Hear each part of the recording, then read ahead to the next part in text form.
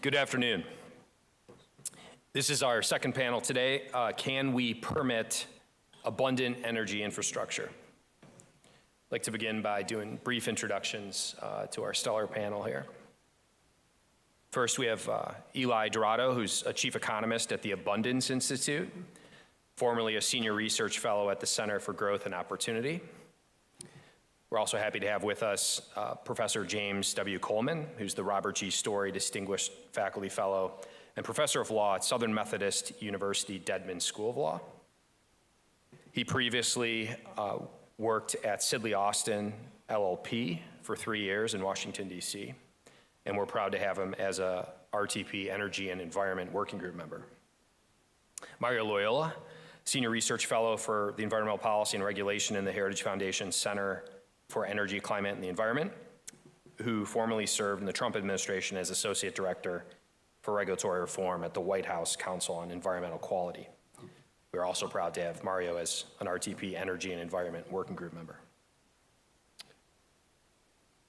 Travis Fisher, happy to have him with us today, Director of Environmental Studies at the Cato Institute. He's formerly been in a multiplicity of leadership roles, including at the Department of Energy as well as FERC, and also has been at the Heritage Foundation as well. And we're pleased to have with us again Alex Hergott, who is the President and CEO of the Permitting Institute, and he served in multiple roles in this space involving permitting, but also served as Associate Director for Infrastructure for the Council on Environmental Quality at the White House. So please join me in thanking our panel. Wonderful. This is the last panel of the day, and it's been an entire day on permitting, which is exciting for me. But why don't we turn it over to Eli for some opening remarks. We'll go around, and then we'll have a very spirited, engaged Q&A with our panelists. Well, thank you, Alex. It's great to be here with everybody. I'd like to emphasize 2 key points to start out. So the first is that NEPA has metastasized far beyond anything that was originally intended. And the second point is it's much worse than you think for the economy and for innovation. So the original NEPA statute, right, was basically what it called for was transparency. So transparency is a good thing. We're here with the Regulatory Transparency Project. It told the agency when it was making a decision that had a significant effect on the environment to make a detailed public statement of those effects so that the public could be satisfied that those facts were taken into account in the agency's decision-making process. So there's a number of complex reasons why NEPA has become more burdensome over time, but I only have a few minutes to start, so I'll just focus on one, which is the regulatory implementation and how that caused the number of NEPA reviews to skyrocket. So when NEPA was first passed, agencies turned to the newly created CEQ for guidance in the question of, when do we have to do an environmental impact statement? And CEQ basically said, look, the law is clear. You have to do one when the decision has significant effects on the environment. So what you do is triage. You divide up the actions you normally take into those that always have a significant effect, those that never have a significant effect, and then there's a class in the middle, and you have to sort of assess those. When CEQ finally got around to promulgating regulations in 1978, they sort of formalized that middle section into what's called an environmental assessment. So you have to figure out is it significant or not. And so when an EA, environmental assessment, ends in a finding of no significant impact, then that concludes the administrative NEPA process, and then you can move on to litigation. Alternatively, the agency can find that the action would have a significant effect and then move on to an EIS. So in practice, it doesn't work this way at all because for 2 reasons. So first, the risk of litigation meant that both kinds of NEPA documents, the EAs and the EISs, ballooned in length for essentially defensive reasons. So today, EISs are thousands of pages long when you include appendices, and many EAs are also that long, and some are shorter. So query, does anybody read these things? Does it actually serve the purpose of informing the public and increasing transparency? put that to the side. But second, because the EAs ballooned in length so much, agencies don't want to use the EAs for their original purpose, right? To discover whether there are significant environmental effects.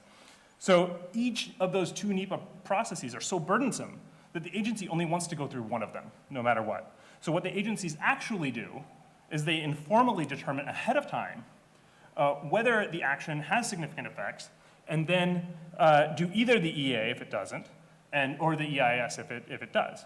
So the EA has morphed from a tool to help make a determination to a pseudo-EIS that applies to projects that do not have a significant impact on the environment, right? So here are some data. There are on the order of 100 EISs finalized per year in the US. So 100 agency decisions that are made where the federal government says, like, yes, this decision significantly affects the environment. There are about 120 times more EAs finalized per year.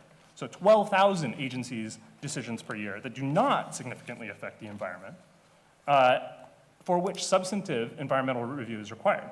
So the paperwork burden of NEPA is 98 or 99% doing environmental reviews that are so long that no one can read them, and they cannot possibly inform the public, to analyze federal decisions that do not significantly affect the environment.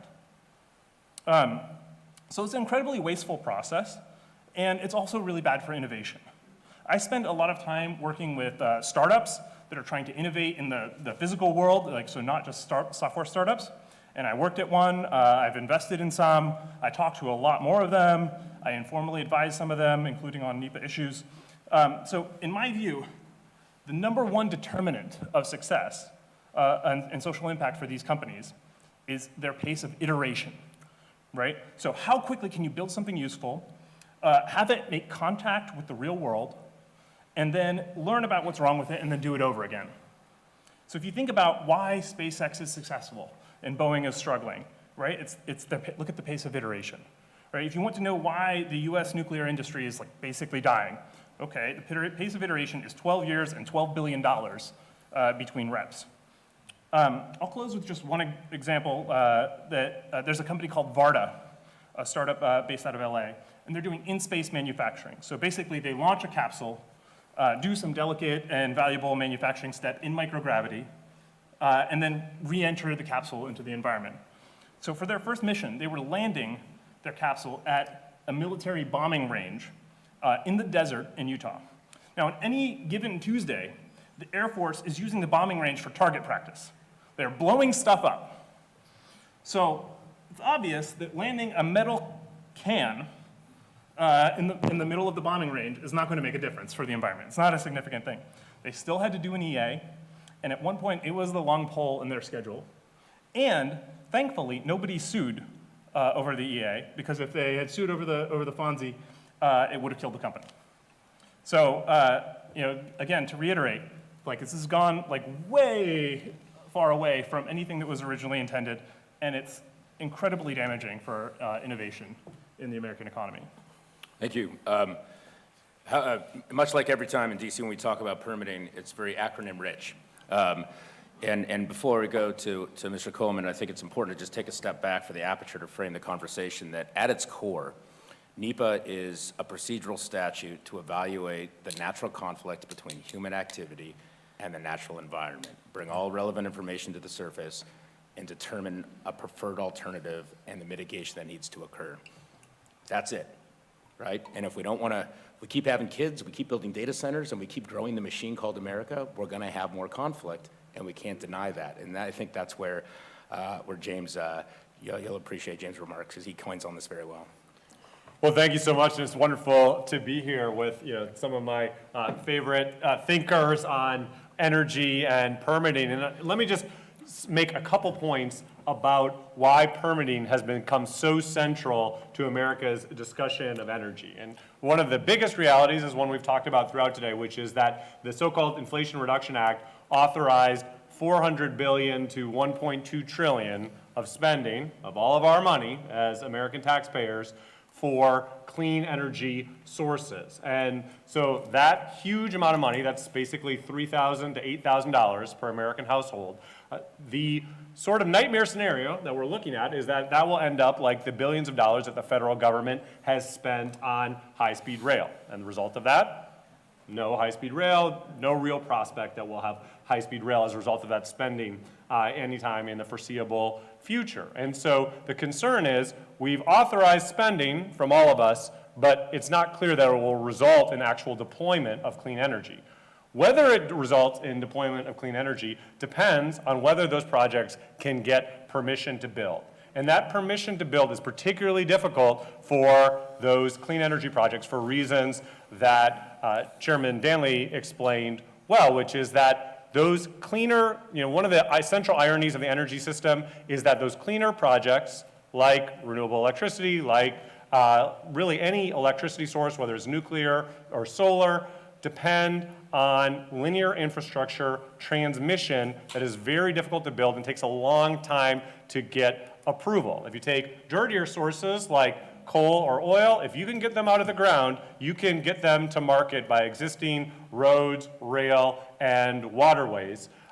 By contrast, electricity is completely dependent on your ability to build often interstate linear infrastructure. You're going to have to use eminent domain. You often may need approval from multiple states. That's a particularly challenging infrastructure battle. And so whether we get anything for that money depends on whether those projects will actually receive permitting. So far, it looks very difficult. In fact, we've several times today cited one of the key studies that was used to justify the Inflation Reduction Act, which was done by the REPEAT project at Princeton.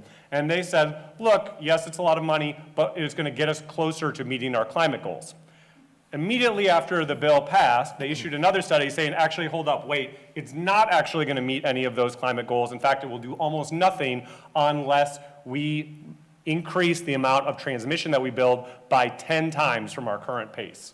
And in fact, that's starting this year, right? So basically, from how much we built last year, we need to build 10 times as much transmission this year. Well, anybody who knows anything about building electric transmission knows that if you had a great idea for a new power line this year, you'd be very lucky if you got approval to build that line within 12 years. It's probably going to take 15 years. And so unless we dramatically change our permitting system, there's just simply no way that we're going to get value for this money that we spend or that we'll get any results in terms of the deployment of solar and wind energy that people are looking for. The second point I want to make about why permitting is so crucial to our energy system is because what is the goal of this spending? Well, it really is twofold. It is first, we're using the spending to try and encourage people to become more dependent on electricity rather than burning fuels. So electric cars rather than gasoline cars. So a heat pump rather than fossil fuels for heating your house, as well as with an industry, more dependence on electricity rather than burning fuels. Okay, that is helpful for the environment to the extent that our sources of electricity are clean. Right? But it also creates huge challenges for us as a country in terms of providing reliable and secure energy sources. Because I think one thing that we often take for granted about our current system based on fossil fuels is the security it gives us in general across the world and particularly in the United States. When I say in general across the world, that's because fossil fuels like oil and coal are not only more easy to transport, they're much easier to store so that you have them when you need them available. You can just pile up coal. With oil, we have a government strategic petroleum reserve that can hold more than a month of American oil consumption, as well as private storage that can hold over 2 months. So we have well over 3 months of oil storage available, even if oil just disappeared, oil production simply disappeared from the world right now. Now, contrast that with the electricity system. The electricity system, we're in the middle of a boom in electricity storage, but still, latest statistics that I have, somebody may have more updated statistics. Even after that boom, we don't have 3 months of electricity storage. We don't have a month of electricity storage. We don't have a week of electricity storage. We don't have a day of electricity storage. We don't have an hour of electricity storage where, what I've seen is 30 minutes or maybe more now. But the point is, the electricity system is incredibly fragile because since there is so little storage, even if we 10x our storage, there will still be so little storage that basically the electricity system depends on always precisely balancing how much power is being demanded by millions of Americans with how much power is being provided by thousands of power plants. And that makes it, and if those fall out of balance, what happens is we have something like we had in the Texas winter storm where you can have catastrophic blackouts that can take a long time to recover from. So that's one way that it's, if we are going to become dependent more on electricity, there's going to have to be just a tremendous build out, not just in our production of electricity, but also in our ability to store it to provide reliable electricity that we can depend on in the same way we've come to depend on fossil fuels. Last point I'll mention is that in terms of security, it's an incredible challenge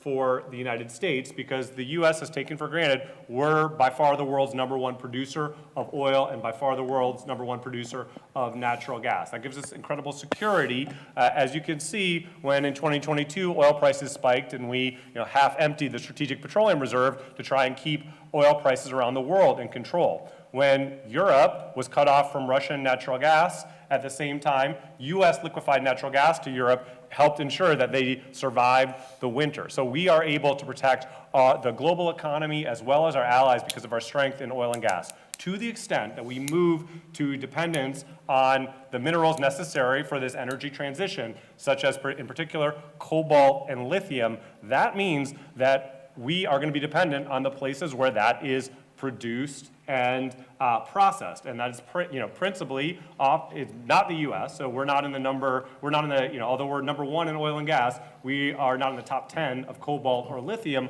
production. And it's actually worse if you look at the supply chains because the biggest processor of most of those metals is China, and so that means that we have to the extent that we succeed in making this transition that's going to make us more dependent on those other countries, often strategic rivals. And so one huge question for the U.S. is how quickly does it want to move forward with this and how quickly does it want to is it able to build out those supply chains so that we have the kind of security that we need to make that transition, which again depends on permitting because you want to talk about, the only thing that might be more difficult to permit than a power line is a mine. And we've seen a lot of those challenges in recent years. And so we are going to have to see how we are able to increase the pace of permitting to enable this energy transition. Thank you for that. Two corrections. One, it took 11 years to permit the Coastal Restoration Project in Louisiana. It's everywhere. Second, we do actually have 8 hours of lithium battery storage. It exists technologically. Here's the problem. The insurance markets will not allow it to be built anywhere because if it catches on fire and it overheats, which is it currently doing as Duke is finding out, you can't put that fire out for 3 years. So as Mr. Coe pointed out, the delta between stated goals and theory and reality are on different ends of the spectrum here. So it's extremely important. Thank you for that. Mario, my esteemed colleague. Thank you, Alex. Great to be with you all on this panel. So this point about, renewable energies not being deployed nearly fast enough to replace the fossil fuel retirements that people want to and are hoping will result from these climate policies is a very important one, but it's important to keep in mind that it's really like the worst of all worlds because the renewables are being, especially under the Inflation Reduction Act, are being deployed fast enough to poison the economics of baseload generation. So that is something that's really becoming now the central problem, the most immediate problem in all of this. And it's key, you have to keep that in mind because the decision going back to the decision document of the climate COP in Dubai last December, I guess it was, which by the way, if anyone in the audience has an idea of how the world's most extravagant display of oil wealth was chosen as the site for this conference, please see me after the panel, because I'm still wondering. But this decision document that went on and on about transitioning away from fossil fuels, it was very clear that these people don't know whether they mean to reduce demand for fossil fuel supply or reduce the supply of fossil fuel supply. And that's a very important question because Because here's kind of like I'll start with a bottom line observational conclusion that I've come to after maybe a decade of working on energy and environment stuff, which is that if your climate policies rely on energy abundance, on the leverage that energy abundance provides, then you've got a chance of doing something about climate change. If, however, your climate policies produce energy scarcity, then all you're going to do is ultimately kill the political support for climate action of any kind that will make the Yellow Vest protests in France seem like, The Hobbit compared to the Lord of the Rings. This is a fantasy-themed conference so far today. So,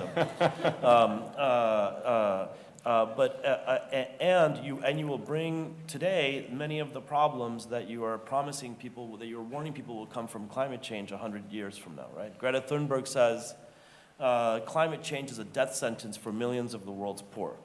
Still wondering about that, but what is for sure is that Greta Thunberg's policies would be a death sentence for millions of the world's poor.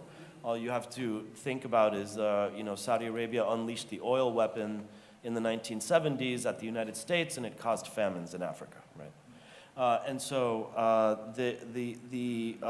And what's really been striking in the Biden administration, in details large and small, from the remarkably anti-solar solar plan that BLM has proposed for solar development on Western lands, to the rules that were released last week, there just seems to be a general total lack of concern with the emergency that's headed for the national energy supply. And it really is all the more remarkable because we've got the Germans going to an enormous amount of pain and suffering to demonstrate what not to do and how not to do this and what the dangers are of doing this.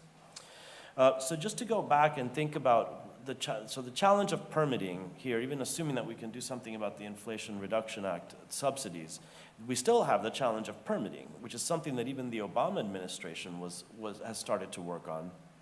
And to go back to the Net Zero Princeton study, just a couple of little facts about that. To get to a net zero grid, where they are saying something like, a lot of studies are in this general ballpark of 500 gigawatts of solar power.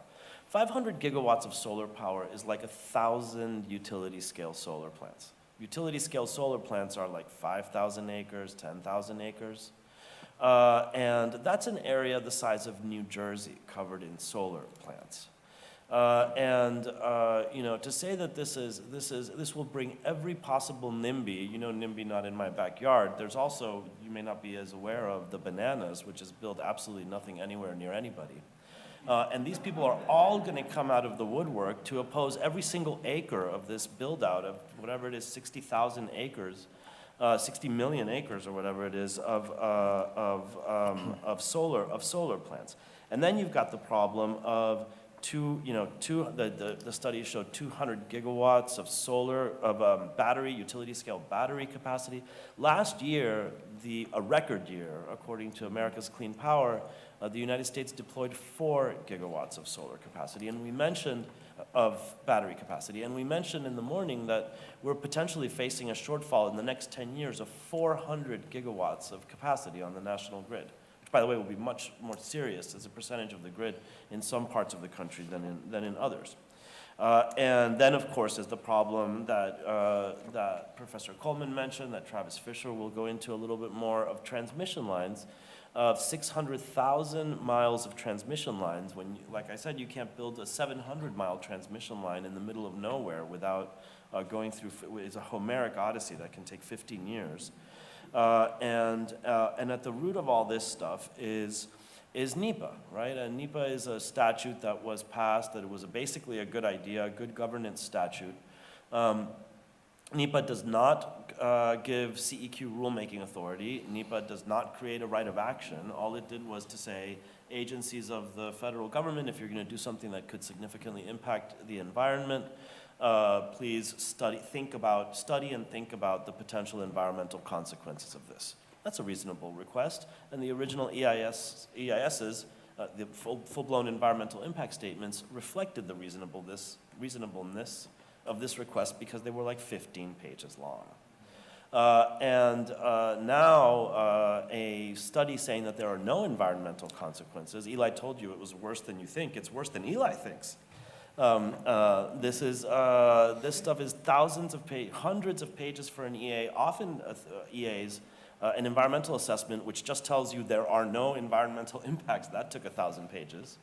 And the big problem is the litigation. The biggest problem of all the big problems is the litigation risk facing these things, which is that this combination of activist courts in the 1970s and environmental advocacy groups got together with a theory that says, well, there's no right of action in NEPA, but there is a right of action under Section 706, and we're within the zone. It's like piling one dubious theory on another.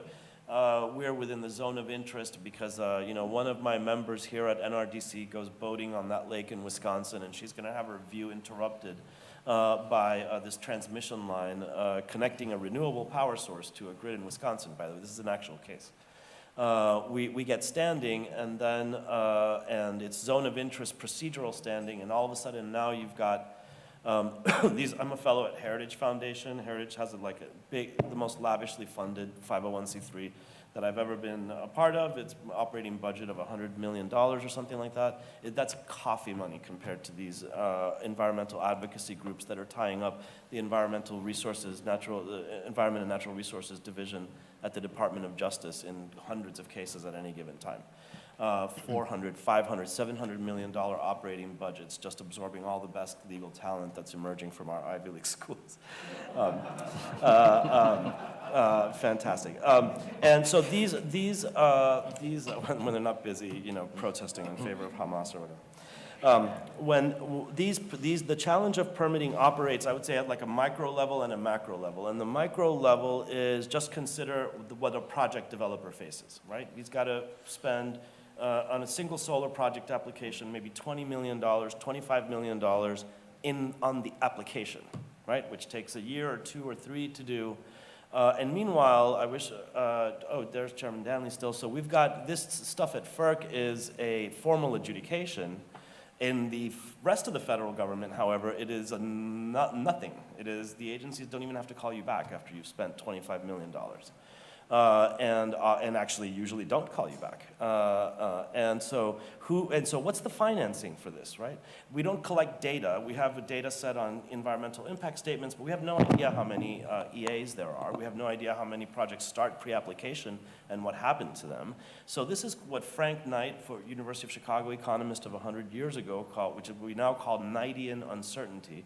It's an uncertainty that can't be quantified. And if it can't be quantified, it can't be insured. And if it can't be insured, it can't be financed. And so how do these projects get financing? Well, it's private equity. They get no access to debt financing until they actually buy assets that are then destined to be stranded. But at least that's capital assets. A $25 million application is nothing, right, if nobody's going to call you back. And so where do they get financing? They get financing from private equity firms that are looking at such exorbitant returns on investment if even one of these projects get through that they're willing to throw away $25 million on 5 or 6 of these things. Just hoping for one of them to get through, and these costs get passed on to consumers. That premium of the exorbitant expense of financing gets passed on to consumers. And by the way, the reason why the Inflation Reduction Act was necessary is because of this black hole. I mean, it was not necessary, but the reason why Congress felt that it was necessary to do this stuff is because the black hole that Congress created with the permitting process means that a normal investor will not invest in a project to get through this process and throw it away unless Congress is. So Congress taking money with one hand and borrowing from our using its comparative advantage of borrowing money from our grandchildren for things that we don't need today, and throwing it into the black hole that it has created with the other hand.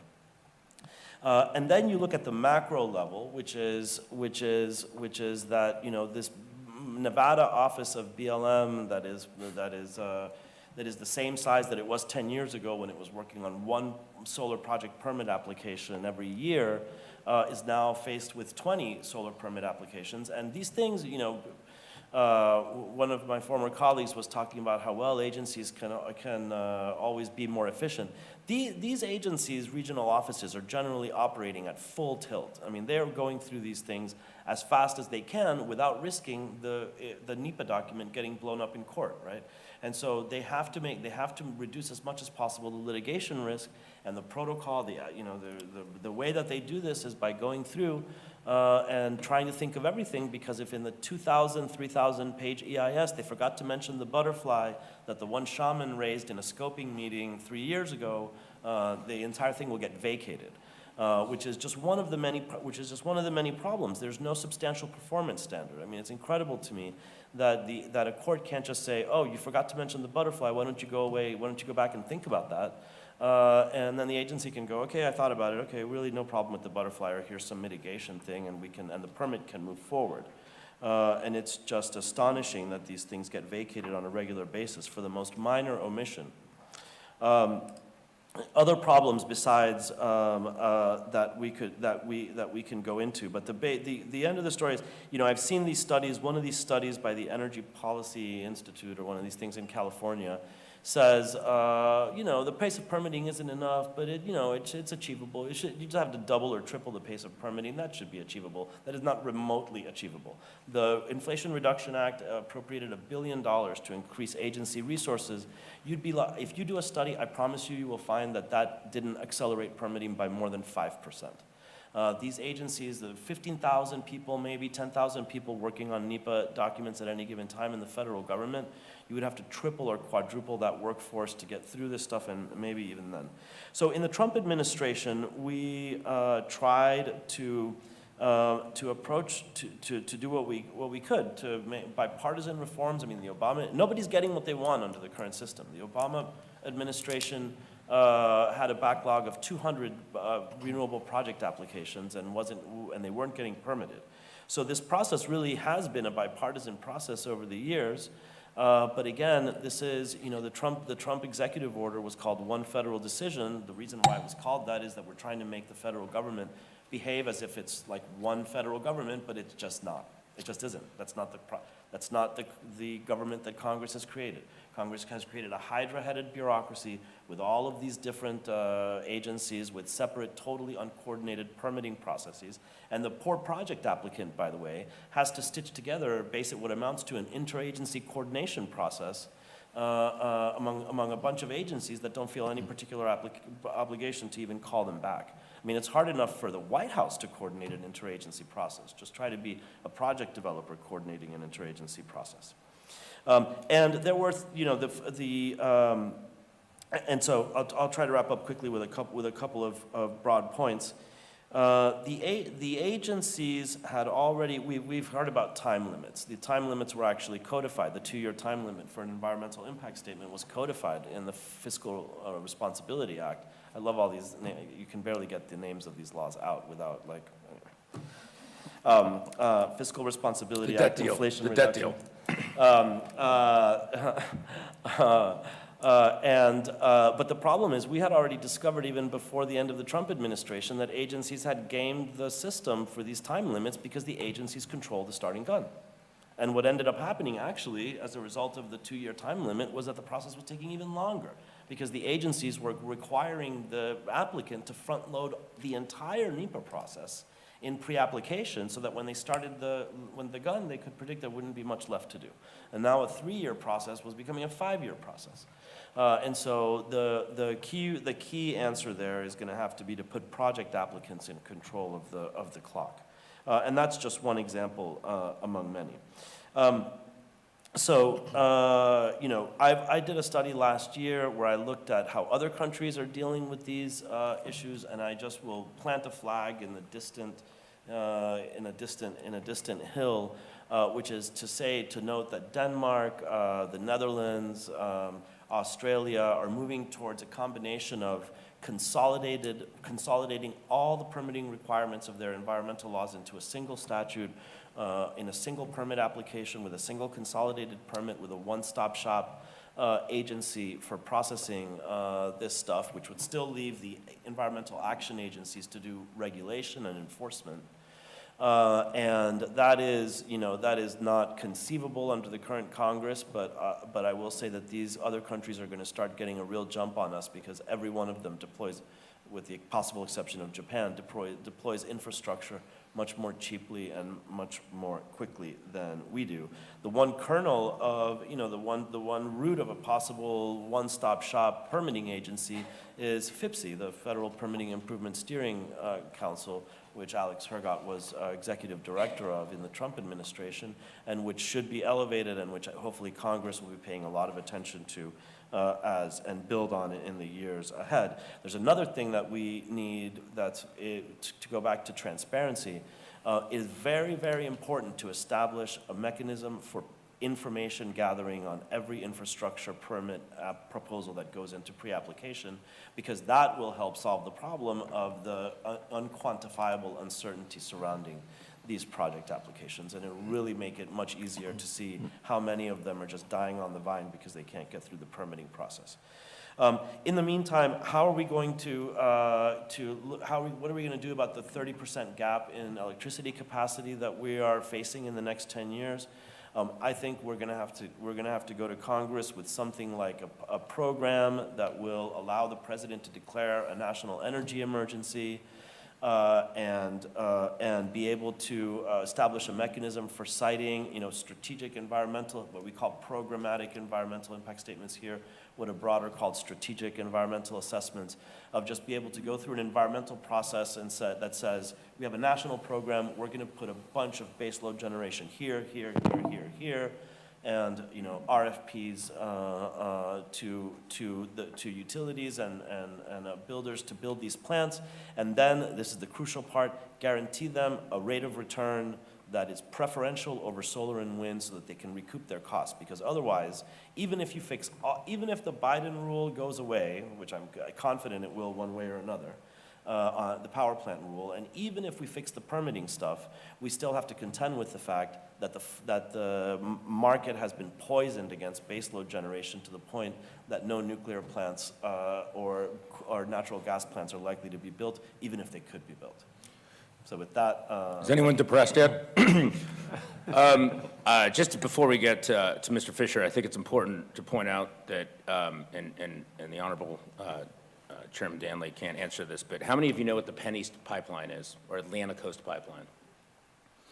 Those are major projects, some of the most massive natural gas projects in our country. They actually won. They did everything right, and they prevailed in the courts. It was just too late. So even in the situation that Mario talks about, we have to keep in mind that the federal government doesn't build pipelines. They don't build transmission. They don't build solar, wind, CO2 facilities.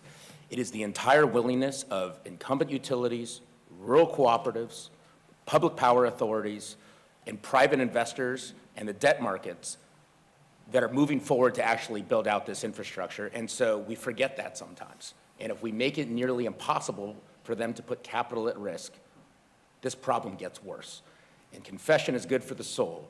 16 years, staff director, Environment Public Works Committee, writing laws that allowed for oil to be exported and to speed up DOT export authorization so we could export LNG, facing head-on the pushback on the fracking revolution. I had never experienced, as I have now, what it is like to be a developer and what it takes to actually justify to your investors why we actually want to build this project.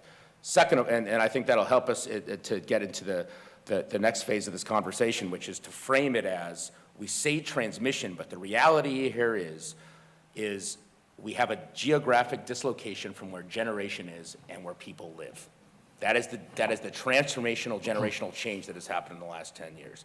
So transmission on its face is biased towards new generation for solar, wind, and other sources. The problem with Congress and why the transmission debate gets so complicated, and sometimes we do it too, when we conflate the issue of the market dynamics of need of transmission and the ROI, merchants versus incumbent utilities versus companies acting like merchants, versus building it. And Congress has conflated it, and it made it nearly impossible for anyone to understand it if it's not complicated enough. Then you have the regulated markets and the deregulated markets, and we could talk about who ends up paying the bill for all this uncertainty and additional cost. Everyone raise their hand because you're all guilty of it. How many, and this is the last question I'll ask, does anyone know what the kilowatt per hour price is in DC? 25 cents. Anybody else? This is part of the problem. We're talking in a vacuum and at absentia, it's 16 cents an hour. So how do we know what percentage of that is directly attributable to unnecessary overhead costs and obstacles and delays and default risk and the risk premiums and the fact that we don't price risk effectively? We're sitting in this room talking about this, and it's just an important thing to point out. When I'm in front of a national conference of state legislators, or when I was at WPUTA, all the public utilities in Seattle, or when I do the same thing, the National Conference of American Indian in Arizona next week, nobody knows what things cost. Nobody knows what it takes to turn on the lights. So when we talk about these in a purely academic vacuum, the problem with the conversation with those that are proponents of walking off a cliff are unable to truly communicate what the costs are because we ourselves don't even know what they are. Mr. Fisher. You know, I was surprised to hear that, so I had to check into it. That's why I was on the It's phone. I updated had to to Google it. 17 cents All per right. kilowatt I hour. wasn't- But you're absolutely right. That's closer to the national average than I thought. It's a pleasure to be here. It's always nice to bat clean up when everybody else hits it out of the park. I feel zero pressure now, not like I'm going to strand everybody on base. And I'll just be quick because I personally want to get to Q&A myself. So I do want to touch on a couple of things. So the conversation about transmission, it does tend to, you know, we get very communist very fast. Like, what do we need? Like, who's the we? In my case, I feel less urgency about the transmission build-out because I don't have as much at stake. The $3 trillion that are on the table, what, was it $3 trillion that you said? That's the best guess that I have. It's about 1.2 trillion, I think, are the most recent estimates of spending. So if you let the IRA run its course, which, as Mario has pointed out, it's indefinite, but going out to about 2050, in just the PTC payments alone, we could reach $3 trillion. So that, I think, is what is a good starting point for what's on the table here. And so when people talk about if we want to reach our climate goals, they're usually framing that from the point of view of if I'm going to get all this PTC money that's on the table. So let's right-size the conversation around who's getting the benefits. And of course, if we have $3 trillion on the table, or even 1.2, I mean, once you get over $1 trillion, I don't know that it matters that much. I can't fathom that amount of money. But once there's that much money on the table, the incentive to want to change the statute, if it requires a change to NEPA itself, that is a huge bargaining chip.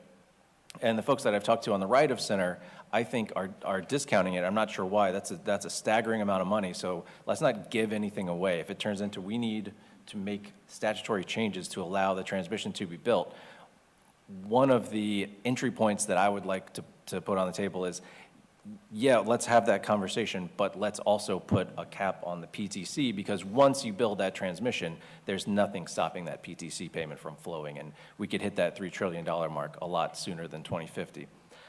So the question of who needs it, who's the we? There's the question of, even if we remove barriers, how much should we build? The answer that I keep hearing is, like, always more is always better.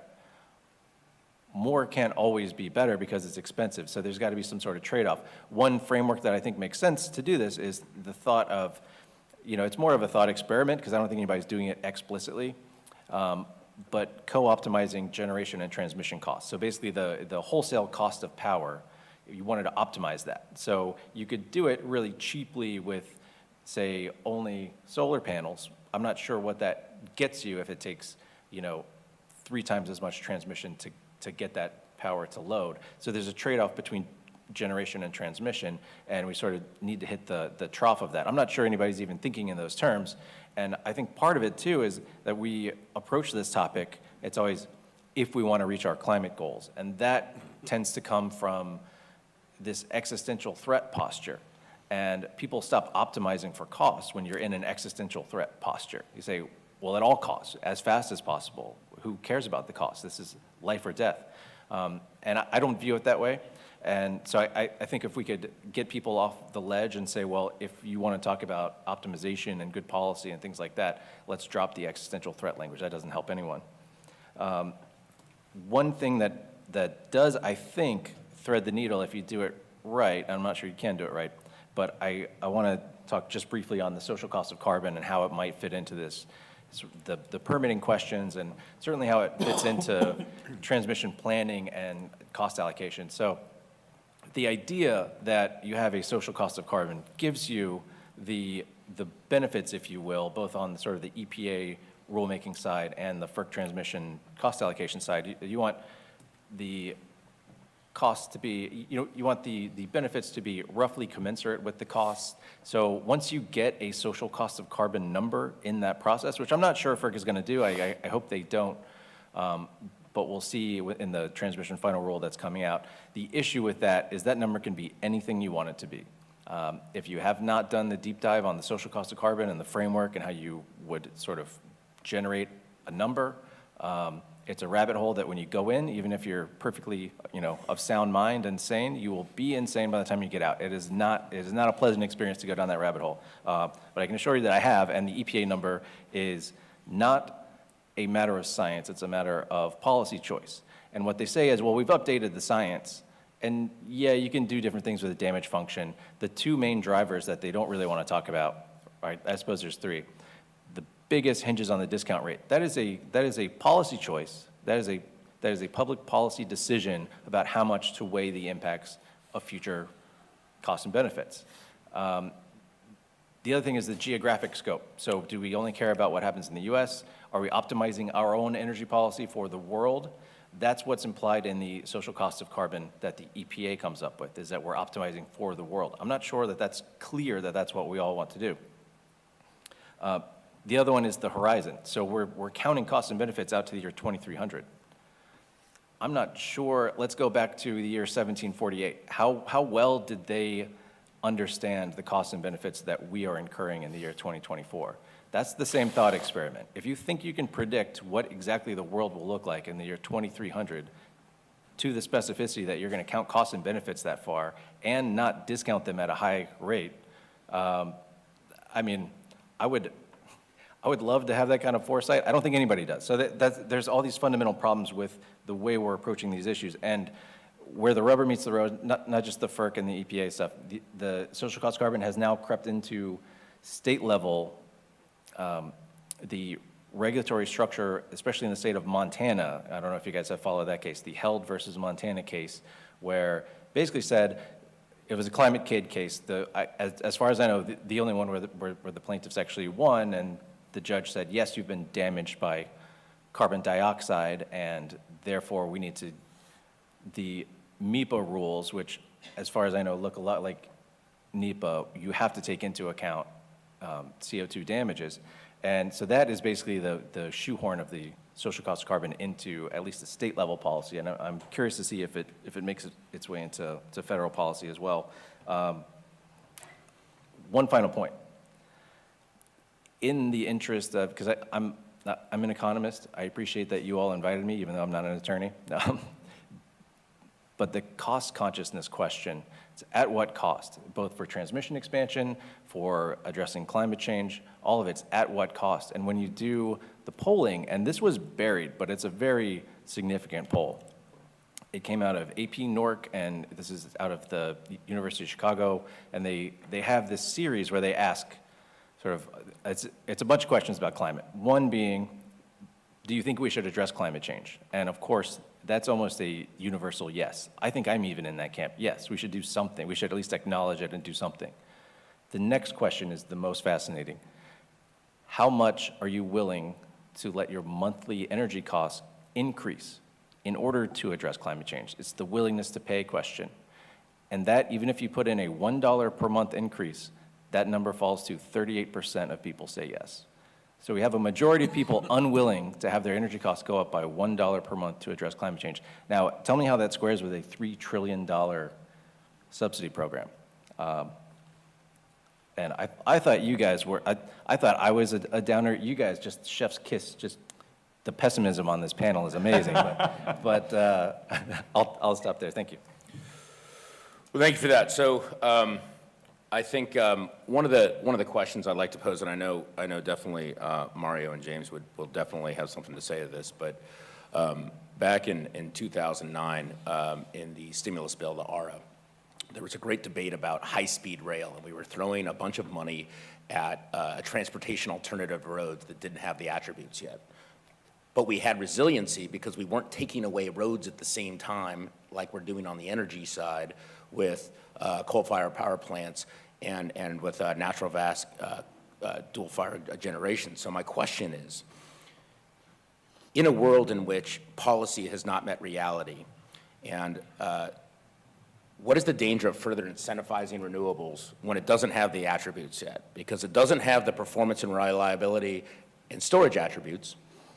So fossil fuels have a clean problem, and renewables have a technology and storage problem, and that delta is about 6 to 7 years apart. So my question is, when do you think the bow breaks? Because regulated energy markets, a PJM, a MISO, they are not retail. They are wholesale energy brokers. They cannot tell a utility not to shutter a plant. They cannot tell Duke Energy to build one. All they can do is figure out what the appropriate, most efficient price is for electricity, addressing need and reliability at the lowest cost, and create a demand and capacity market. Who's looking out for the ratepayer? So at the end of the day, we've created a problem in which there is no cop, and the markets are going to have to dictate how we figure this out. Where do you see the breaking point, and what concerns you and keeps you up at night, as I've just scared most of the people in this room? Well, I've actually been curious about that myself, and to quote like the drug dealer in Pulp Fiction. Is that still on the fantasy theme, or is that? It's it seems like a fantasy now, doesn't it? All the 90s seem like a fantasy now. So I actually asked a similar question to Chairman Danley during the lunch hour, and I think it's going to be, you know, on a case-by-case basis where it really looks like, you know, Buckeye Power in Ohio is going to start retiring coal plants and has no theory of what it's going to do to replace that power with. You're going to have emergency orders at various levels of government to keep those plants operating. But the problem is, so I don't expect these plants to get a bunch of these plants to, I'm willing to be surprised, but I really don't think that a lot of these plants are ultimately going to be closed in the face of increasing energy scarcity. The problem is that the economics and regulations for deploying the additional power that we need, just as much as we need to keep those plants operating, are just not there. And so that keeps me up at night, because a 30% gap in grid capacity is something that's never happened before. And if you think about, you know, the transition from commodity price, if you think about the difference between commodity pricing and scarcity pricing, you know, take a look at the world. Think of another energy commodity for which price is very inelastic, which is oil. Right now, there's excess capacity of maybe 2 or 3 million, 4 million barrels a day in world oil production of 100 million, 98, 100 million barrels a day of world oil production. And when that capacity margin gets reduced to just 1 million barrels a day, still more supply than demand, but the capacity margin's reduced to 1 million barrels a day, the price of oil triples or quadruples. And so how prices will actually respond as we start to approach, you know, even 5% capacity shortfall, to say nothing of 30% capacity shortfall. That keeps me up at night. And one of the things that worries me is that America's not going to be able, as a result of this, America's not going to be able to maintain its industrial, manufacturing, and technological edge under circumstances where electricity is. It's already gone from at parity with the electricity in China to nearly twice as expensive as the electricity in China just in the last 3 years of the Biden administration. If it becomes 3 times more expensive or 4 times more expensive than electricity in China, we're going to be following the Germans down the road to energy scarcity. So any of my friends or family would tell you that my toxic trait is optimism. For the record, I'm not a pessimist in any way. But let me say a couple things. One is Germany has committed an incredible act of economic self-sabotage, and it's a tragedy. Germany's still a nice place to live. So civilization is not going to collapse. It's just, it might be like Germany where the worst case is that you lose a lot of industry, you are much less wealthier than you would otherwise have been. And that's a tragedy that we should avoid and absolutely, everything needs to be tested against cost. And I do think it's very This is one of the biggest challenges in climate policy. There was recently Jason Bordoff, who founded the Columbia Energy Center, very smart thinker, one of the first, kind of more reasonable folks that he worked for the Obama administration, but occasionally tries to get the Biden administration to walk back from its more insane policies.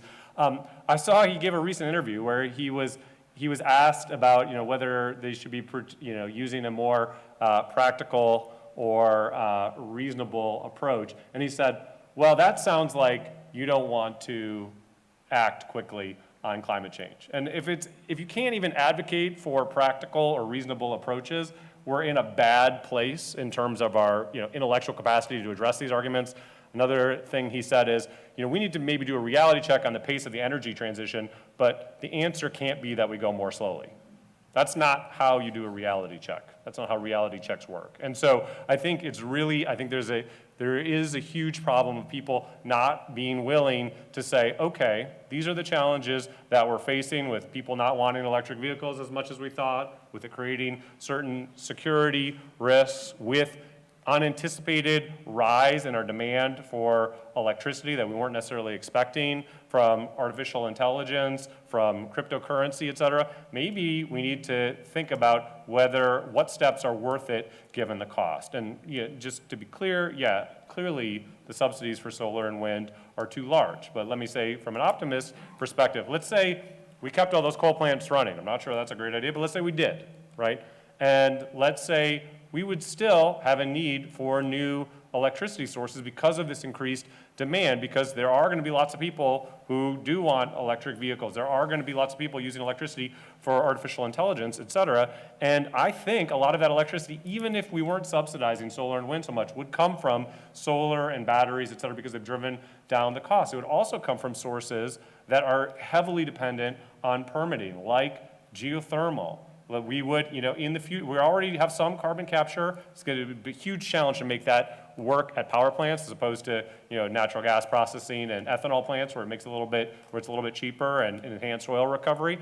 But I do think that would expand over time. I do think that we would have increased use of hydrogen in industry. So I think we're going to develop all these industries, but it's going to cost us a lot more to do so to the extent that we don't make any reforms to the permitting system. So I'm optimistic. I think we can meet these challenges. I mean, the worst case is Germany. Germany's not such a bad place to live, but I don't want to live in Germany. I want to live in an abundant future where we have the energy not to drive just our existing industry, but new industries as well. Well, Can I just add something yeah. to this? Hold on. Sure. No, sorry. So just on this point, Germany has had, since World War II, a really amazing amount of fiscal discipline, right? It's like at the core of the ability of the European Union to maintain a single currency has relied almost, disproportionately on Germany's fiscal discipline. This fiscal discipline has disappeared in a single year because Germany now is having to cushion the blow of increased electricity prices for its population and its industry with a single energy welfare program into which it's starting to pump 4% of GDP. That's incredible. In a single year or two, 5% of GDP is the entire federal deficit in a typical year, right? So this is turning into, the energy scarcity is leading immediately to a lurch back to welfare state, back to the 1960s, 1970s style welfare state in Europe. And already in England, there's been no economic growth for 15 years, basically, zero growth in United Kingdom because of this stuff. And, you talk about, Germany is a nice place to live, but it's a hard place to live if you don't have a job and if you're at the lower end of the income ladder. And if we talk about environmental justice, it's already trending, things were already headed in the wrong direction when California was charging immigrants $2,000 extra for their gasoline-powered vehicles so that lawyers and doctors could get a second electric vehicle. This stuff is going to hurt everybody, and it's going to hurt poor people especially. I think, how many of you knew what ChatGPT was 2 years ago? 2 years, I didn't know what it was. How many of you used ChatGPT in the last week to write an email? Well, you're part of driving this country into energy poverty. So I actually wanted to add on that, because this is the one thing that I think we can count on for sure. If we Yeah. have this much new demand coming on and such intense constraints on supply, rationing is going to happen. I think the question for me is whether it happens peacefully through the price system, as we're used to in the US, or whether the mob comes out with pitchforks on certain industries. And what I've seen, which is a very troubling trend, is that people are now starting to say, well, Bitcoin, what do you use that for? What public service does that provide? You know, this is an industry that's affected with the public interest. So therefore, every new type of load has to pass some sort of public interest test. That's what bugs me, because that is in the eye of the beholder. I would say Bitcoin does pass that test. That's my opinion. There are a lot of people who say, I don't see any need for it. So therefore, it's not the type Sure. of load that we want to serve. So I think it's important to keep in mind that if you're not in a regulated market, which is half of the country, a utility is under no mandate to provide electricity to residential users. And in this instance, how many of you drive out to Tyson's Corner and see all those data centers? Quite a few, right? One data center, average size data center for AWS, for the growing, highly consumptive energy needs for AI, which continues to grow dramatically, something that DOE and the American Energy Outlook and all these stats we use about the new amounts of, we're going to need 10 gigs here, 15 gigs here. All of that's BS. Because at the end of the day, we're going to need about 10 times more, because they did not take into account the dynamic effect of what data is doing in this country and how we are the only place in the world to keep safe data. And one of those data centers is 100 megawatts. That is 80,000 households. There's only 310,000 households in DC. 3 data centers take up more electricity than this entire city. This entire city. Forget about EVs, forget about these, and it's all for cooling. And we're going to build about 30 more of those in the next 16 months in the DC metro area. Many of those data centers are not part of the regulated community along with residential users. They're off book, essentially, right? Taking it off peak. Very helpful when you're down in North Carolina and you've got hydro. Very helpful when you've got renewable fuel like nukes, or at the end of the day, maybe some pump storage where you can do it when it's cheaper. But it is not just about where we're driving the country as far as jobs and the rest. Well, we're going to see the same experience, no doubt, that we did on the water side, where there's a 3% affordability cap on increasing prices. And much like we did with LIHEAP, how many of you know what LIHEAP is? It's a federal subsidy for heating oil in the Northeast for low income. We are going to end up having a back-end subsidy for low-income folks, because in America, we will not allow people not to have access to electricity to turn on their iPads and watch the Netflix. We're just not going to allow it, right? That can happen in Africa, it can't happen in the US. In order to be able to do that, the government will have to subsidize rates, or we will no longer have a market that is efficient, even with the incentives that are more Keynesian in nature. I present that because this problem, this existential problem, has only really emerged in the last 12 to 15 months. We're adding additional 16 semiconductor facilities, and the next, all the CHIPS Act and everything those are twice as much as data centers. Panasonic relocating here, half of the South Koreans, because of political instability in China and the rest, and Taiwan, are moving to the US, cheap sources of what previously was cheap sources of energy and water, because they need pristine water. We keep building those, and we're permitting those, and no one's asking and the White House does press releases on it, and no one's asking the existential question of, we're putting too many stones in the backpack, at what point are we no longer able to walk? And we're so busy fighting each other on the underlying policy goals of the energy source that we're not actually effectively protecting our kids and our grandchildren from what really is going to be a serious problem, regardless of whether you're a Republican or a Democrat. And to Mr. Coleman's point, what does give me positivity is 20 years ago, it was any amendments to the Endangered Species Act, because it's not just the National Environmental Policy Act, it's the 60 other laws. It's not just the fact that 15 gigs of wind and solar are currently in court, and the plaintiff is an environmental NGO, whether it be Audubon, Defenders of Wildlife, Southwest Biological Diversity. They're suing their own projects, and the national NGOs can't control them. New advent of that in the last 2 to 3 years. The projects that are most hurt by our inability to take a step back and right-size this process that everyone on this panel has talked about, are renewable energy projects. We are not building the Keystone Pipeline and the Dakota Access Pipeline like we traditionally have. All of that investment is enjoying a 20 to 30% additional overhead cost, just for things that we have to fix, right? Things that don't make sense. And I'm going to ask this question because when I say the bow is breaking, is there's shared pain on both sides. Permitting is not a Republican issue. In fact, when I testified, and Mario always helps me write my testimony, he's much more eloquent than I am. I hope that's not true. I'm surprised that permitting reform wasn't led by Sheldon Whitehouse and AOC, right? It's like we get entrenched in this issue that somehow saying we don't need someone at National Marine Fisheries that has jurisdiction over salmon because it's an ocean-bearing fish, and the Fish and Wildlife Service that has jurisdiction over trout because it's a river fish, doing environmental reviews on a project 6 months apart, but they missed the spawning season and the project goes bankrupt. Because at the end of the day, we're the customers. We're pushing projects, because it's an applicant-driven process, through the federal system. They're supposed to help us, not tell us no. They're supposed to tell us how to build it, when to build it, and what mitigation is required. Not to tell us that we think this outcome is not what we actually want to move forward to. So what my question to the panel is, what do you think in a world in which we are at loggerheads on policy and we're heading into an election year? Mario mentioned transparency, truth in permitting. If you walk into the Department of Interior right now and ask Secretary Deb Haaland how many EISs, EAs, findings of no significant impact, or projects that are pre-application phase that haven't gotten a notice of intent in the Federal Register, you would not get an answer for 6 months.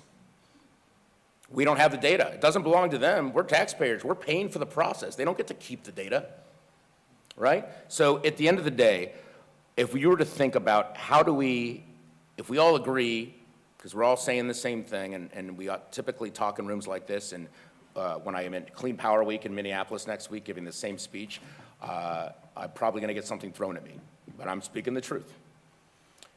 Many of my members of the Permian Institute are the largest renewable energy producers and generators in the country, along with some of the largest oil and gas, the largest solar and wind. I don't care where the energy source is. If you're putting capital at risk, you need a fair shake.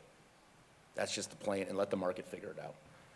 At the end of the day, Mario, and down the panel, because you haven't been able to speak on it, I'm sorry about that.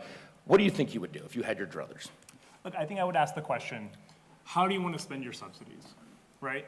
Do you want to subsidize things, subsidize demand for things that you then restrict the supply of, right? Makes no sense, right? I think Arnold Kling was the first person to formulate it that way, right? So you don't want to subsidize demand and then restrict supply. So part of it is get rid of the supply barriers, right? And this is permitting reform, and I think we should open the Overton window here a little bit. I think if it were up to me, we would repeal NEPA. We know that there are about 15 states that have sort of state-level NEPAs of varying degrees and so on. But we don't really notice a difference between the states that have NEPA and the states that don't have NEPA and environmental quality, right? It's the same. So NEPA probably doesn't really do very much, although there are some cases that people cite. And so where you want to spend your resources is in tech development, because I think I am an optimist too about the future of technology, energy technology. James mentioned geothermal energy. I'm super bullish on that. Geothermal is a perfect example, because if you wanted to drill a geothermal well on federal land, on BLM land, you have to go through a NEPA review. If you want to use the exact same drilling rig, the exact same crew, the same surface disturbance, all that stuff, if you want to drill an oil and gas well, categorical exclusion, legislative categorical exclusion, 2 weeks, your permit's approved. I think there's other technologies like ground source heat pumps, right? That actually switching from fossil heating to a ground source heat pump, actually an electric ground source heat pump, actually reduces net electricity usage throughout the year, because your summer cooling is so much more efficient, right? So you send a little bit more electricity in the winter, but a lot less in the summer. It's just so much more efficient, and you're shaving the peaks of both, and which is probably the most important thing for grid stability. And then I think batteries, they can continue to come down in price, like quite significantly. We actually don't really need cobalt anymore. Like LFP batteries are already being used in most electric cars. We have plenty of lithium reserves in the US if we're willing to mine for them, and so on. So, so I think this is a solvable problem, like sort of in the medium term, and we just need to ask ourselves: are we willing to sort of spend if we're going to spend subsidies, let's spend it on like first of a kind demonstrations on new tech development, and then don't subsidize the deployment of these technologies until you've removed the supply barriers. I'd be willing to have a conversation about subsidizing deployment after the supply barriers are gone, but it doesn't make sense to have to subsidize people to then run into a brick wall of permitting red tape. Well, I'm so glad that you opened the Overton window, because I'll step back a little bit. I think, was it Robespierre who said the king should be killed without a trial so that he could ensure that he would be killed with a trial? Right, so I'm glad somebody's made because it's true, the National Environmental Policy Act needs radical reform. And I think one part that Eli's discussion really emphasizes is it can't be exceptions for particular industries, whether it's chip-build industry or solar and wind. And the reason is because it's needed for everything. I mean, space manufacturing, geothermal, it's for mining, it's for hydrogen pipelines. It's everything that we want to do. So much of the development is projected to be, if we don't have permitting reform, it'll all just happen in Texas, and so us Texans are happy about that. But if we do have permitting reform, then you would have a lot of development in the West where it's dominated by federal lands, where the National Environmental Policy Act holds up every kind of energy innovation that you might potentially want. And I'm not gonna go to the full edge of that Overton window. I don't think that NEPA should be repealed. The proposal that I've made for it is simply that projects should only be able to be held up by an injunction for so long. So I proposed this to Congress in 2018. It's gradually gotten some momentum. Now the Institute for Progress has put out a couple papers on this, as well as some proposed legislative language. But the basic idea is that if a project has been under environmental review for 4 years, the courts can still, if they want to, ask the government to do some more review. But in the meantime, the project gets to go ahead. So after it's been undergone 4 years of environmental review. And if that's not radical enough for you, make it 2 years or 1 year, whatever you want to do with it. Let's just negotiate on the time frame, whatever you think it needs to be. But the point is, what the problem for project proponents right now, we're asking them to spend trillions of dollars to build a more robust, more abundant, and cleaner energy system. And they think, I have no idea when I'm ever going to get approval for this project, even if, like the Atlantic Coast Pipeline and the Penn East Pipeline, it retains the approval of the government through multiple administrations, all the way up to the Supreme Court. It may never be built. And so I think that kind of a limit on the use of injunctions by the court is crucial to innovation in the energy system across the spectrum of technologies. I'm going to disagree. I'm not sure I disagree with you, but this might be in disagreement with something you said. I think that some of the most important NEPA reforms of the last 15 years have started out in only one sector and then got scaled up and generalized from there. And at the root of all this is a series of public choice problems that just makes general NEPA reform almost very, very difficult to get through Congress, which is the only place where you can really do the level of NEPA reform that we really need. And of course, I'm referring to Fast 41, which was built on Map 21 in the Department of Transportation, because all the problems that we're talking about are bad for the energy sector. The situation in transportation is even worse, right? Where transportation projects languished for 7 years, and 10 years ago, this really concentrated the attention of Congress, which passed, 15 years ago, it passed Map 21, and then that became and once the world didn't end and life went on as usual and we were still able to protect the environment and get this stuff built, people said, why don't we build on this and pass something called Fast 41. So I'm a big proponent of actually getting these reforms of the Camel peeking his nose under the tent wherever he can, because that's what the traffic will bear. One particular example is the the problem of the CHIPS Act subsidies, which, you know, I'm against subsidies. But once you've got them, Congress has spoken, and this stuff, to continue the fantasy theme of the conference, this deserves a chapter in the phantom toll booth.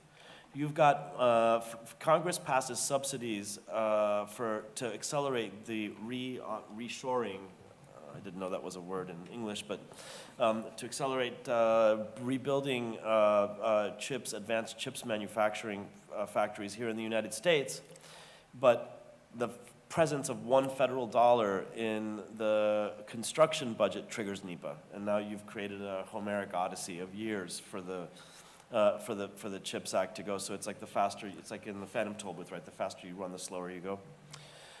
And so that's like calling out for, that's like practically begging for an exception.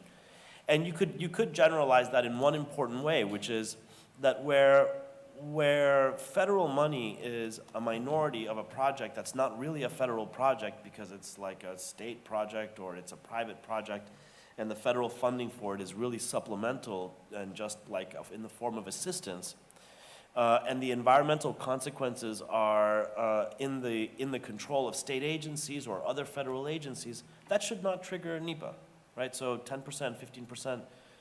Federal funds, that should not trigger NEPA, and that's an important reform. I'll just say one more thing. I think we should probably go to questions from the audience if we can, because we've got less than 15 minutes left. But this point that Travis made earlier about cost-benefit analysis is really crucial, because the people who have an incentive to talk about end of the world and it's an existential threat are the people who don't want to go through the trouble of demonstrating that their policies actually can survive a cost-benefit analysis. Because why? If we're saving the planet, then you've dialed the benefit side of the equation up to infinity, and now any cost is justified. And that is just like a dumb trick. What we're talking, I live in Surfside, 2 blocks from the beach. I put my money where my mouth is. My house is going to get flooded, I am sure, at some point. The floor, at least, the crawl space is going to get flooded. And, you know, I could be looking at some hurricane-related claims there. And you know what, if I have to move somewhere else because my house got wrecked in a flood while I was sitting at the hotel because I'm not going to sit through don't worry, I'm not sitting through a Category 5 hurricane in my 1951 house. Yeah, I'm gonna be in the hotel 2 blocks away. And so, you know, if I have to move somewhere else, it's not the end of the world. What would be really bad is a lost generation of economic growth. And I'll be incredibly brief. If there's ever a place to make a Federalist argument, I feel like now here's the right place to do it. Once we get, because I'll join Eli, I have taken a sledgehammer to the Overton window. We've repealed NEPA. We're in this new world where states can actually compete on different regulatory paradigms. And I'd like to see that on the utility level too. There's a lot of economic development that could happen, that should happen, that would happen if we repealed the barriers. And so once you move from a national system to a state-by-state system, states can compete and draw different types of opportunity to the states. And I agree that a lot would probably go out west. We'll go to questions, but just one comment to consider. Of the 60 environmental laws that are inside and outside of NEPA, most of them were written and in large part are still implemented 40 years before the internet was created. Endangered Species Act, 1970, Clean Water Act, Rivers and Harbors Act of 1910, the Mineral Mining Leasing Act, 1872, right? We are still using these laws and we pretend as if they didn't need update because we were too busy fighting each other to actually take a hard look at being adults. All right, questions? Michael Bushbacher. Yeah, so Mario, you mentioned the litigation aspect of this. That seems to me to be the most important thing. It's very odd that, you know, policy in the United States gets largely set by litigation driven by environmental NGOs. And you can say, I've got an aesthetic injury, right? That's not how it works for conservatives. If you're a social conservative somewhere, you don't get to say, I've got an aesthetic injury with a pride flag on a public building and I get to sue, right? That's not how we treat any other area. And as standing doctrines evolved, it seems to be something that gets levied against conservatives, but, not so much on, especially with environmentalists on the progressive side. It seems like not much has happened. I'm not sure the courts are really even aware of the extent of the problem. Do you have any ideas about how the courts, if we're still waiting for Congress 10 years from now, what the courts should be doing on Article 3 standing and then zone of interest standing, which is this weird Justice Douglas made-up thing that I think was probably misheard in the subsequent cases. At least that's what Caleb Nelson's argued.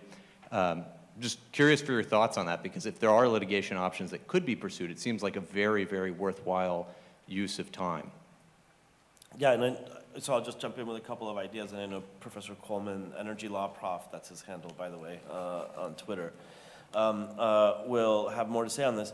But yeah, the courts have really rolled out the carpet for these environmental advocacy groups, and it starts with zone of interest standing, which was a made-up thing that Congress clearly, I'm sure that if Congress had seen this coming when it wrote NEPA, it would have prevented zone of interest standing from, there would have been a provision in NEPA to prevent zone of interest standing from being claimed. The next step is once you are in court and you're asking for a petition, there's another made-up thing. Once you're asking for an injunction, there's another thing that was made up in the 1970s, which is hard look review.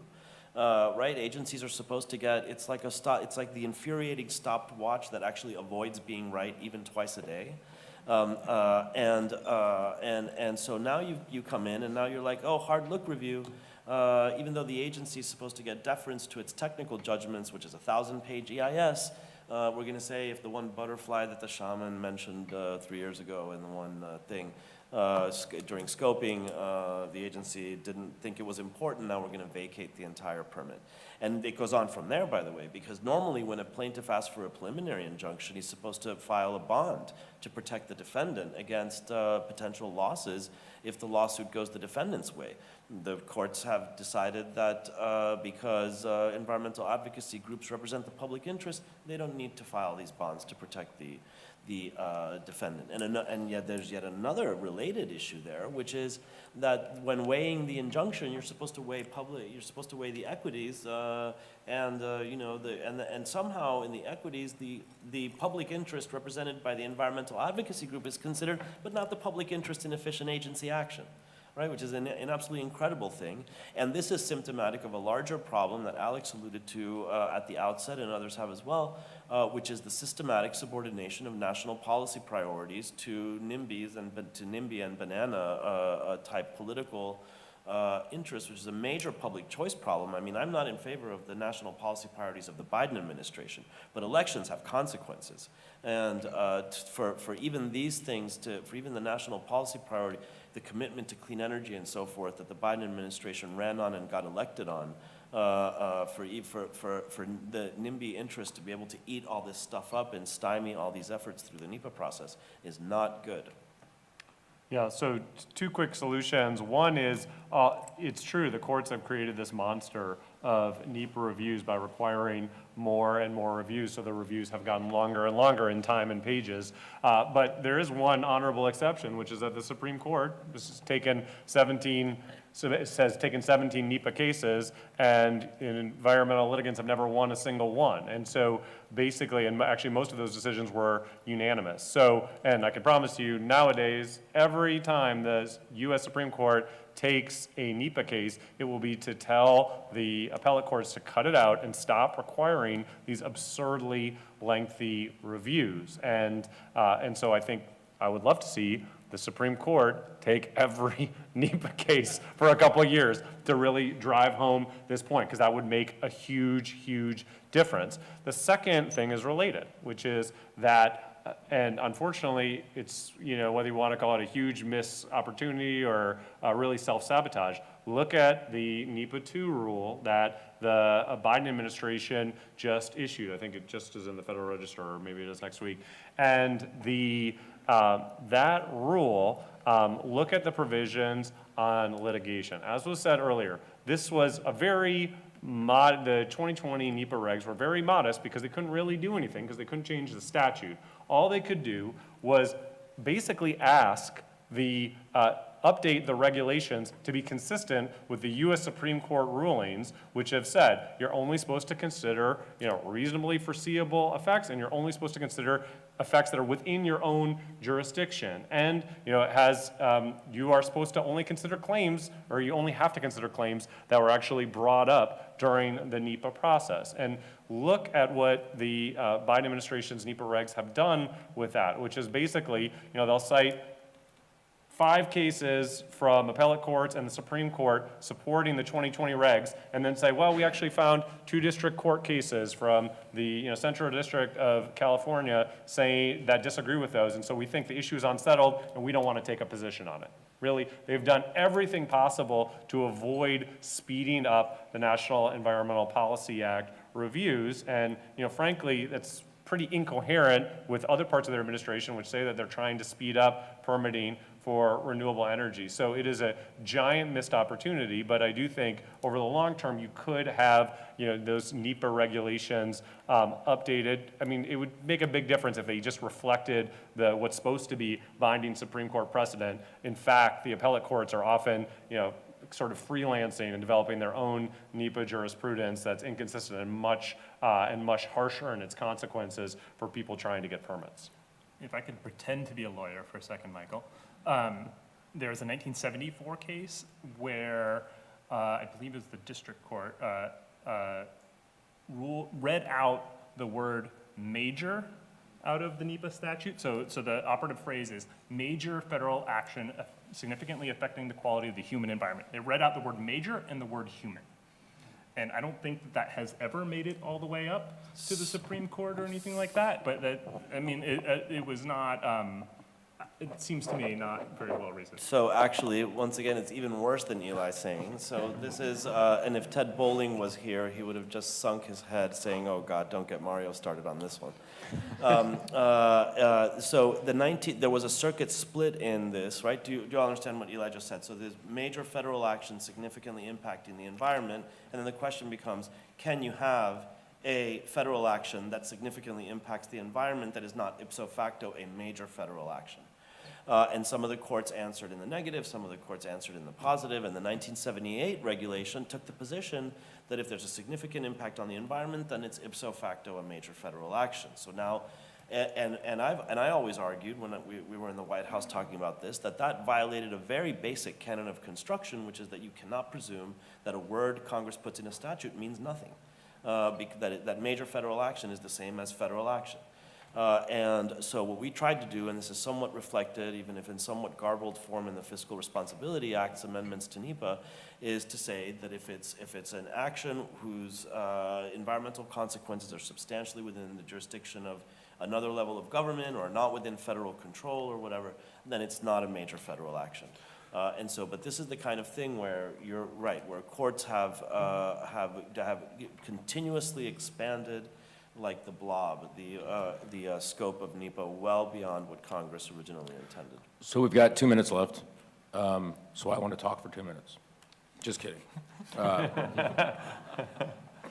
Please. Good afternoon, everyone. This has been such an interesting conference, so thank you all for all of your insights. I'm learning a lot. My name is Eric Lansing. Just had a question about this concept of decentralizing environmental law. It's something I'm really curious about hearing more about. To play devil's advocate a little, I was in DC last fall for the Environmental Law Institute's Environmental Law Summit, and just kind of guessing sort of the perspective that those guys come from. I'm guessing that probably their response to that would be something along the lines of decentralization or federalism in environmental law creates a race to the bottom, and that the environment loses as a result of that race to the bottom. So like a classic example, I think, of that point would probably be the fact that I believe the Chesapeake Bay watershed stretches like as far north as something like New York State, or near the bottom of that, or near the New York-Pennsylvania border. And so, New York has that incentive to pollute, but not the incentive to preserve the Chesapeake Bay, because they don't actually share a water line with it. That's just, one example. I'm curious what y'all's thoughts would be on that, and how you would respond to that sort of devil's advocate objection. So I can just jump in real quick and say that the race to the bottom in environmental regulation has been resoundingly debunked as a theory by no less a figure than Professor Richard Revesz, who is currently the head of OIRA in Biden's administration and not anybody's conservative. I would say if you want, I think there is a role for the federal government to play in environmental policy, but it should be substantive environmental rules, not procedural, forever lawsuit type rules like our current permitting system, which is not concerned with substance.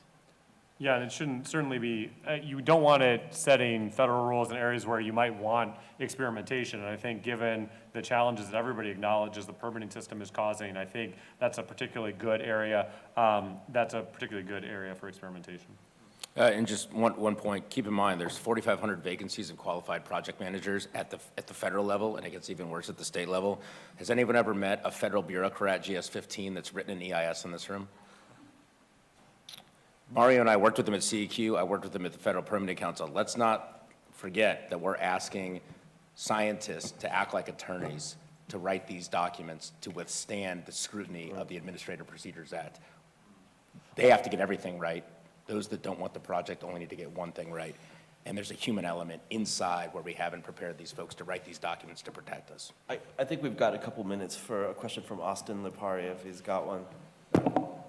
He did offer me a drink if I could get a question. So. Well, hey, ask one. I was just going to ask. Two drinks. Professor, I'm Austin Lipari, formerly of the Federal Energy Regulatory Commission. Professor Coleman, you spoke about the Supreme Court's NEPA litigation. Is the Supreme Court's basically batting 100 for the cases that it's taken. SCOTUS hasn't taken a NEPA case in over 20 years at this point, Public Citizen being the last one. SCOTUS has gotten to a place where it is granting fewer and fewer cases every year. I don't know, do you have any insight as to why you think SCOTUS has a lack of appetite? There's currently the Surface Transportation Board case where there's a cert petition pending at SCOTUS that's basically Sable Trail on steroids, requiring greenhouse gas both induced on the front end and The Utah case, the right. Utah case, refining emissions on the coast, on the back end. Do you think, how would you handicap that?